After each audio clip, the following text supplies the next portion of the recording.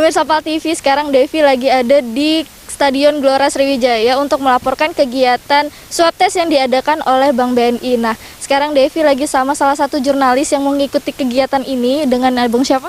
Berto. Dengan Bang Berto. Bang, ini tujuan Abang kesini ngapain ini? Ya, kita dari Perwata Foto Indonesia Pusat bekerja sama dengan Bank BNI. Kami anggota PFI Palembang datang ke sini untuk melakukan swab test. Di mana swab test ini untuk mengetahui apakah teman-teman jurnalis foto ada yang terpapar virus COVID-19. Jadi untuk menambah kepercayaan diri kita, karena untuk jaga-jaga kita kebanyakan soalnya teman-teman Perwata Foto Indonesia Palembang itu jurnalis foto banyak bekerja di lapangan. Nah, hasilnya ini cak mana, Bang? Hasil belum tahu ya, tapi kemarin ditanya dengan pihak BNI, hasilnya itu sekitar 4 hari. Iya.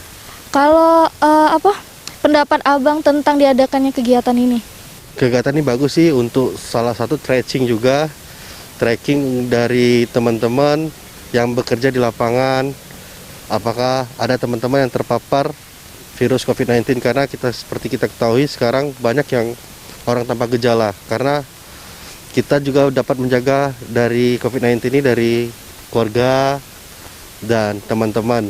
Takutnya kita orang tanpa gejala. Terima kasih, Bang.